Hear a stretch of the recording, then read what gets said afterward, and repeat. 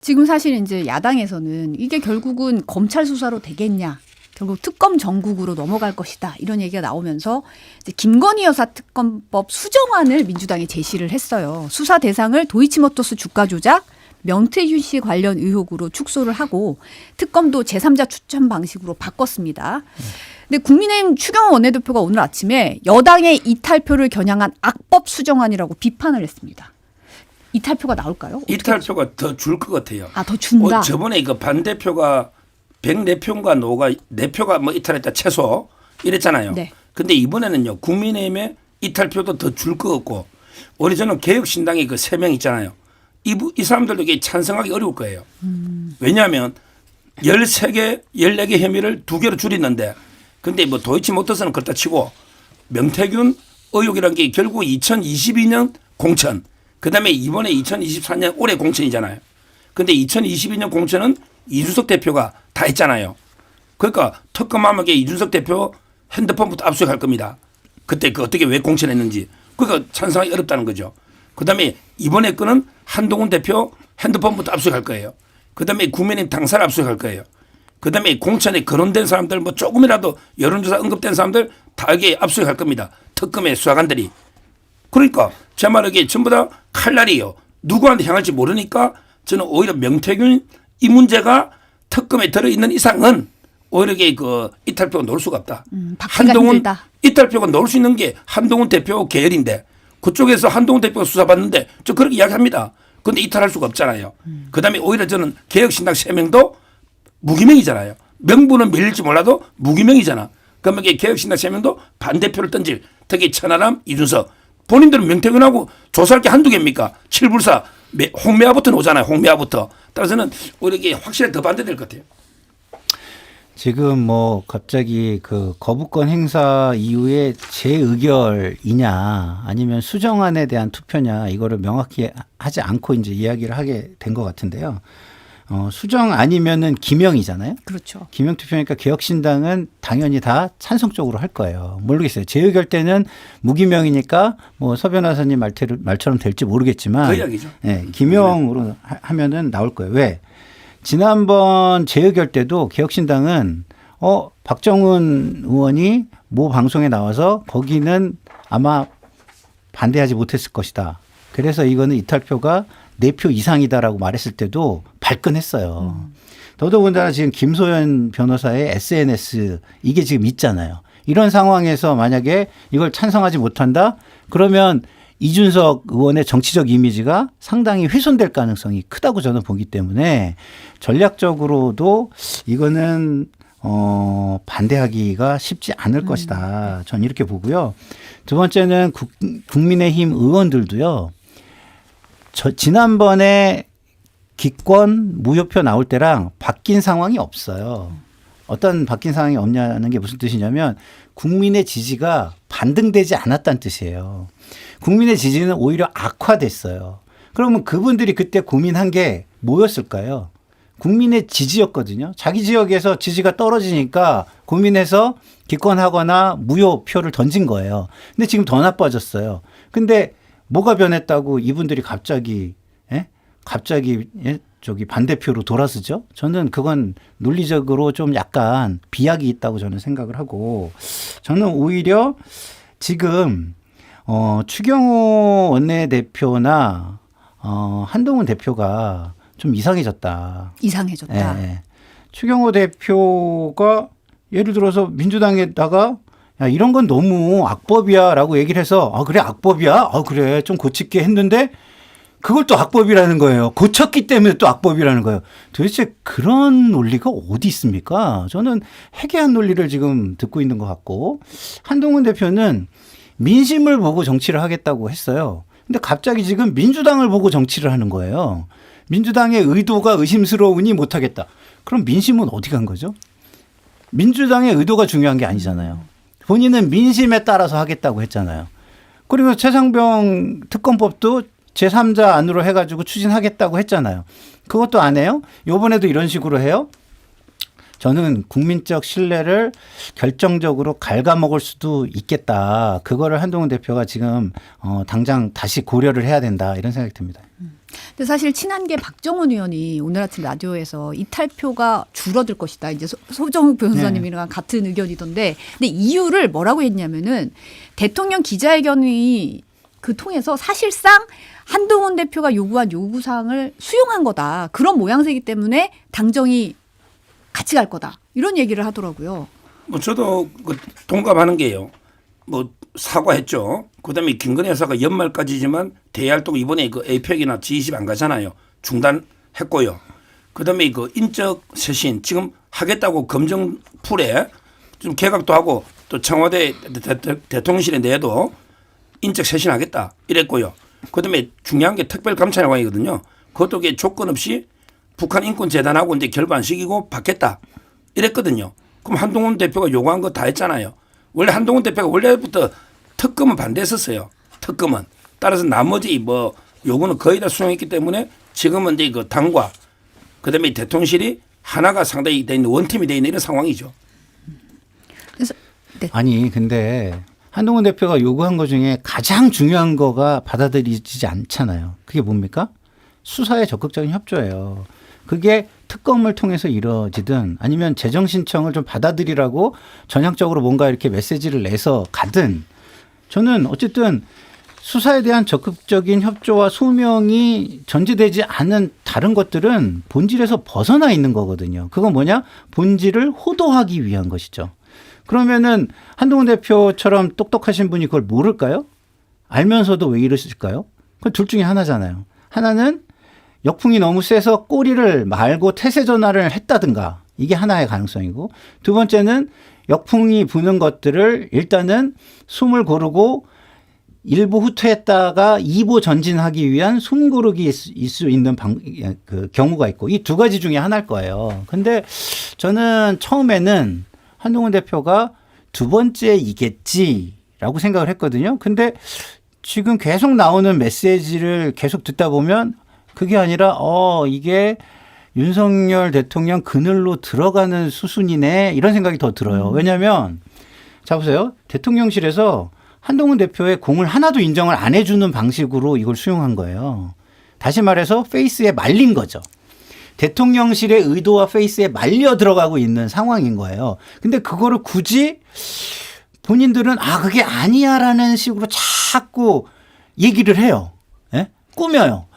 그건 뭘까? 그러면 이거는 꼬리를 내리고 태세 전환을 시작한 건가? 이런 의심이 들기 시작한다. 이런 생각이 듭니다. 근데 사실 이제 기자회견 이후에 대통령실의 분위기가 어떤지 이게 대통령실의 또 정통한 소식통인 서정욱 변호사는 어떻게 보고 계세요 지금? 정통한 건 아닌데 정통하죠. 뭐 정통한 듯한. 전체적으로 이제 그 대통령 담화하고 기자회견에 대해서 상당히 보수층에서는요 긍정적인 평가가 많아요. 상당히 소탈하게 진솔하게 국민께 제대로 소상하게 설명했다. 좀 인간적인 면도 있다. 그러기에 신뢰가 간다. 긍정적인 여론이 많아요. 그리고 그러다 보니까 이제 그 친한 친윤 이런 데 갈등이요. 지금 그걸 싸울 때가 아니다. 특히 이번 주는 이재명 대표 재판부터 정말 중요한 주간이잖아요. 이제 하나가 돼야 된다. 이런 여론이 좀 압도적인 것 같아요. 그러다 보니까 이제 그 지금 한동훈 대표도 총구를요. 대통령실이 아니고 이제 민주당 쪽으로 총구를 바꾸고 있잖아요. 여기 대통령실도 화답해서 지금 인적 쇄신, 그다음에 그 특별감찰관 아마 이제 토론 14일 날 하면요.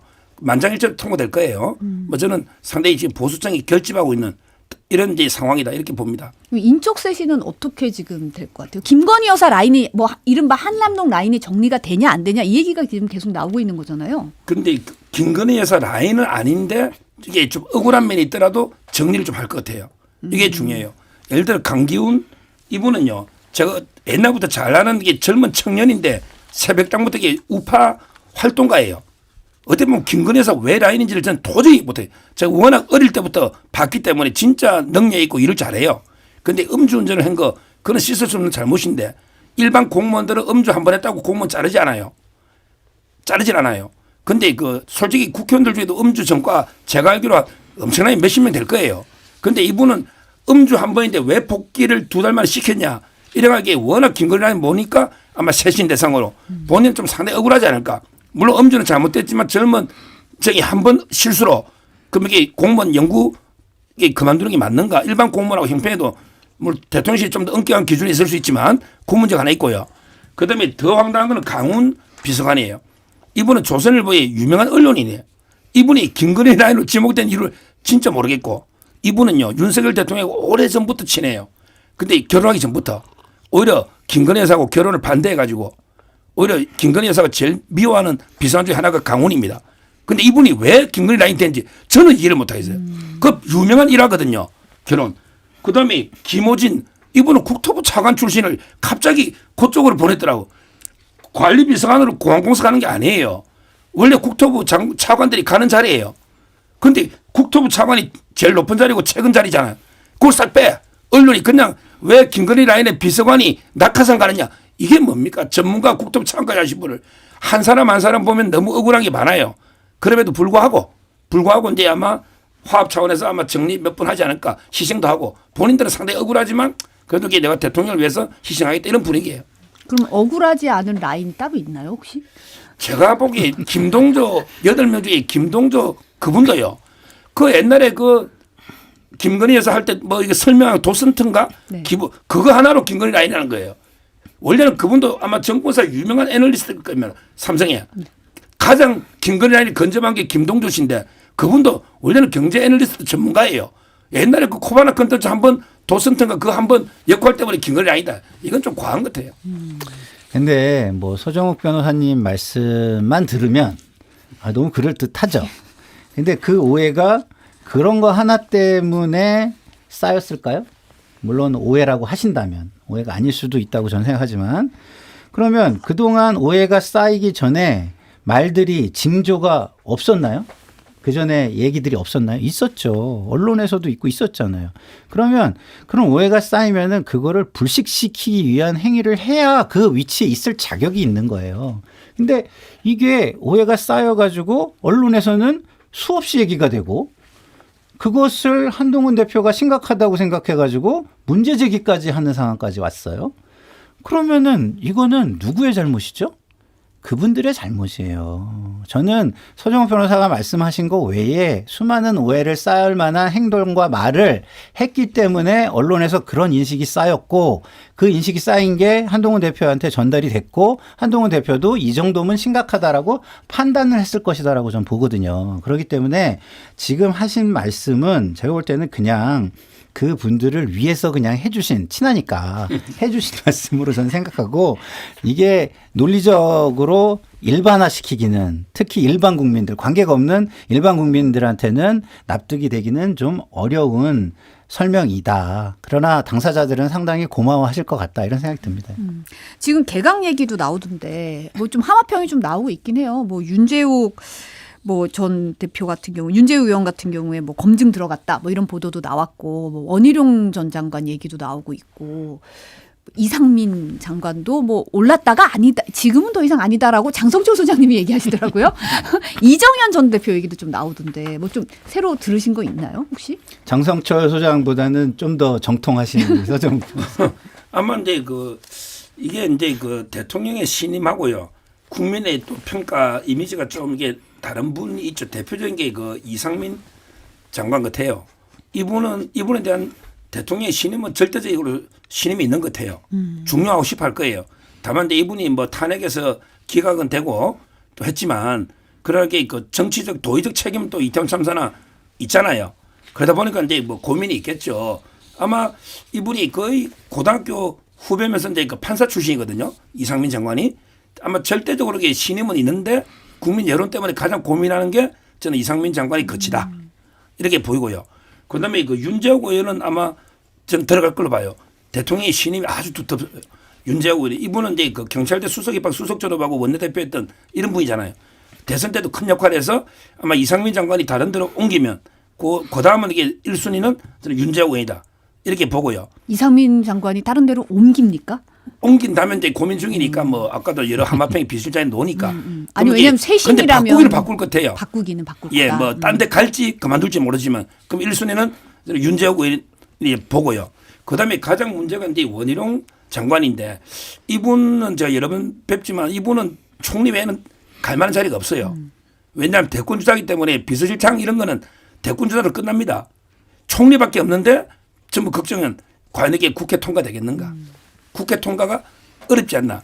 이렇게 본다면 이제 국회 통과 상대적으로 좀 이게 그 쉬운 분들 있잖아요. 뭐 주호영 이런 분들은 이게 좀 우호 세력이 많잖아요. 국회에서도. 적이 적잖아요. 비토 세력이.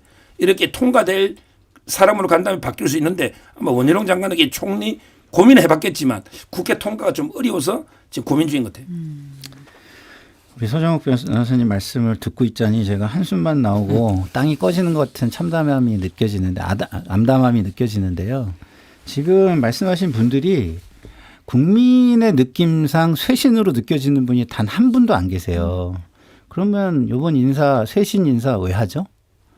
자, 제가 지난번 기자회견 때도 어이가 좀 제 개인적으로 없었던 건 뭐냐면 지지층을 향해서 기자회견을 하시려면 왜 합니까? 지지층이 아닌 비판적 지지, 중도, 비판적, 합리적 비판 이 정도의 세력을 돌리려고 내지는 어떤 설득하려고 기자회견 하시는 거잖아요. 근데 정작 거기는 신경을 안 써요. 지금 인사도 마찬가지예요. 계기는 원인은 그건데 원인을 해결하려는 인사가 아니에요. 그러면 국민들 입장에서는 저 사람들은 도대체 뭐야? 우리랑 같은 언어를 쓰는 거 맞아? 나는 고 했는데 뒤돌아가 버려? 예? 예? 뒤돌아가는 것도 가는 거라서 가는 거다가 거기 들어갔기 때문에 또 그렇게 궤변을 늘어놓고 가려고 하나요? 그러니까 저는 지금 우리 서 변호사님이 말씀하시는 분들로 하면은 여론은 훨씬 더 악화될 것이다. 그리고 그거는 쇄신 인사도 아니고 쇄신 그 인사를 요번에 하려고 했던 기본적인 목표와 목적에 상당히 어긋나는 지금 방향이다. 이런 생각이 들어서 참 암담하기도 하고 참 깝깝하기도 하고 한숨도 나오고 참 어렵습니다. 윤석열 대통령이 이제 트럼프 당선인과의 골프 외교를 위해서 8년 만에 골프채를 다시 잡았다고 지금 대통령실 관계자가 얘기를 했는데 CBS 노컷뉴스 보도에 따르면 이게 사과 기자회견 후에 첫 주말에 골프장을 찾았다는 거예요. 그래서 이게 시기상 좀 적절한가 이런 얘기가 좀 나오더라고요. 참 이게 뭐 비판을 위한 비판이죠. 아니 국익을 위해서 이제 골프 좀 연습해서 트럼프 대통령하고 좋은 시간을 가지면 얼마나 도움이 됩니까? 뭐 저는 그걸 비판하는 건 도저히 납득이 안 돼요. 저는 비판을 위한 너무 대통령에 대해서도 이게 좀 잘한 건 잘했다. 좀 이게 비판할까 하더라도 이렇게 좀 칭찬도 해줄 필요가 있다고 봐요. 뭐 저는 기본적으로 서정욱 변호사 말씀에 이거는 좀 동의를 해요. 지금 미국이 전 세계를 흔들고 있고 우리의 미래에 굉장히 큰 영향을 미칠 것으로 예상이 됩니다. 그렇기 때문에 대통령이 트럼프에게 보내는 메시지라고 저는 생각을 해요. 그렇게 이해해 주는 게 맞다고 봐요. 그래서 일종의 이제 아부를 하는 건데 아부라는 표현이 좀 부적절한지 모르겠습니다만 근데 아부라고 한다면 조금 국민들이 볼 때는 이걸 이런 식으로 이렇게 내놓고 이런 식으로 세일즈를 하면 국민들은 좀 또 느끼기에 너무 우리 대통령이 저 자세 아니야라는 좀 자존심 상하는 그런 것도 있지 않을까요? 그래서 저는 이런 걸 하더라도 좀 세련되게 했으면 좋겠어요. 이렇게 막 대놓고 알리듯이 하지 말고 뭔가 이렇게 좀 물밑으로 흘러가게끔 해서 그런 식으로 좀 하면 안 될까요? 그래서 기본적으로 저는 뭐 비판을 위한 비판은 하지 않겠습니다만은 바람은 좀 얘기하고 싶은 게 좀 더 유능하게 이런 모든 것들을 좀 처리하는 참모들이 있었으면 좋겠다 이런 생각이 듭니다. 이게 사실 시점상 토요일 날 라운딩을 했는데 서울 태릉 체력 단련장에서 라운딩을 했는데 대통령실 관계자가 8년 만에 골프 잡았다는 거는 그 뒤에 얘기를 했거든요. 그래서 이 시점상 혹시 골프 치는 거가 보도가 나올 거를 대비해서 이게 이런 얘기가 나온 게 아니냐 이런 얘기가 좀 나오고 있는 것 같긴 해요. 그래서 이런 얘기가 좀 나오고 있는 것 같고 마지막으로 이제 아까도 잠깐 이재명 대표 재판 언급하셨는데 사실 이번 금요일에 1심 선고가 나오잖아요. 공직선거법 위반. 요걸 놓고 지금 여당 쪽에서는 재판 생중계해야 된다고 굉장히 강하게 압박을 좀 하고 있어요. 진종호 최고위원 같은 경우는 1인 시위까지 하더라고요. 지금 중개에서 가장 중요한 거는 이제 국민의 알 권리, 그다음에 그 공익상의 필요가 있냐 없냐 이게 제일 중요해요. 알 권리라는 게 결국은 시청률로 나타날 겁니다. 아마 이명박 대통령 생중계 때보다요. 이번에 이재명 대표 생중계하면 저는 시청률이 한 10배 넘을 거로 봐요. 제가 장담합니다. 다 합치면 20% 이상 나옵니다. 최소한. 그게 알 권리 아닙니까? 국민들이 궁금하잖아요. 이재명 대표. 뭐 저는 이재명 대표 측에서는 무죄를 확신한다고 하니 그러면 이게 이번 기회에 확실하게 중계하면 국민들한테 명예회복이 될 거 아닙니까? 깨끗하게 클리어하게 무죄구나. 그럼 왜 반대하는지 납득이 안 되고요. 지금 법조계에서는 판사들이 재판부가 이제 부담스러워한대요. 벌써 이게 온갖 지금 탄원서부터 협박이 오니까 자기 판사 얼굴이 3명이 공개가 되잖아요. 그러면 이게 나중에 두고 여러 가지 이제 그 시달릴 수가 있잖아요. 극렬 지지층들이 있거든요. 또 극렬 반대층도 있을 거 아니에요. 그래서 아마 그 때문에 부담스러워서 생중계는 안 할 거라고 지금 일반적으로 보고 있는데 지금이라도요. 저는 생중계하는 게 맞다 봐요. 알 권리 차원에서는. 그러니까 이거는 사실은 양 진영의 그 주장과 논리가 다 일리가 있어요. 알 권리라는 차원에서도 일리가 있고 인권을 보호해야 된다는 가치도 저는 일리가 있다고 봐요. 그러면 그때 따져야 되는 거는 무엇을 우선할 것이냐를 따져야 되는 건데 저는 기본적으로 제 개인적으로는요. 우리 사회가 지금 정치권을 중심으로 갈등이 너무 심하잖아요. 그래서 남의 얘기를 들으려고 안 해요. 그러니까 다 자기 눈으로 확인하고 자기 귀로 확인하는 게 저는 좋다고 생각하거든요. 그래서 이 결과를 놓고 또 큰 갈등이 벌어질 거를 생각하면 생중계를 해줘서 사람들이 각자의 판단을 가지고 서로 토론을 하고 스스로 그 토론 속에서 결론을 좀 더 낼 수 있게 도와주는 것이 어떤 갈등의 완화? 감소라는 차원에서는 바람직하지 않느냐 이런 생각이 저는 개인적으로 듭니다만 어쨌든 뭐 지금 말씀하신 대로 판사들의 또 인권이라는 것도 또 있고 그 인권이 또 침해될 수 있는 여지가 있다면 또 안 할 수도 있는 것이죠. 뭐. 그리고 이재명 대표가 당당하니까 이걸 해야 된다? 이건 좀 말이 안 되는 억지 주장이에요. 왜냐하면 누구도 자기가 이렇게 공개적으로 뭔가를 그 공방을 하는 걸 보여주고 싶은 사람은 없어요. 왜? 작은 말꼬리라도 또 그렇게 하면은 잡힐 수가 있거든요. 말꼬리 괜히 잡힐 이유가 뭐가 있어요. 결론만 나면 잘 나면 되는 건데 그런 측면에서 이게 당당하면 해라 이런 거는 너무 그러니까 과한 주장이다 이런 생각이 들고 그거보다는 양쪽 다 일리 있는 주장인데 거기에서 국민들에게 무엇이 좀 더 도움이 될 것이냐 이런 쪽으로 토론을 하는 게 맞다 이런 생각이 듭니다. 네. 끝으로 1심 선고 결과 어떻게 예상하십니까? 뭐 저는 한 500에서 700만 원 정도 벌금형을 예상하는데요. 주진우 의원은 이제 그 실형 1년을 예상하고요. 윤상현 의원은 이제 또 설마 그래 할 수 있나 80만 원 예상하더라고. 뭐 저는 법조계 일반적인 평가에 따라 한 500에서 700 정도 둘 다 유죄는 논다 봐요. 백현동 그 국토부 협박, 김문기 씨 몰랐다. 유죄 500에서 700 예상합니다. 그러니까 저는 이제 법조인이 아니라서 예상하는 게 별로 자신이 없어서 저는 이제 전현직 판사들 친한 판사들한테 다 이렇게 한번 개인 설문을 돌려봤거든요. 네. 그랬더니 대부분 무죄 내지는 100만 원 이하를 얘기하더라고요. 왜 그렇게 생각하냐 그랬더니 일단은 이게 선거의 당락에 그렇게 크게 영향을 주지 않았고 다 지난 일이기 때문에 그렇게까지 크게 하지 않을 것 같다. 뭐 무죄에 대한 근거는 제가 못 물어봤는데 어쨌든 제 판단이 아니라 제 개인 설문에 의하면 100만 원 이하나 무죄가 나올 가능성이 많다라고 하더라고요. 예, 이거는 뭐 제가 뭐 맞을지 안 맞을지 한번 같이 기대하면서 지켜봤으면 좋겠습니다.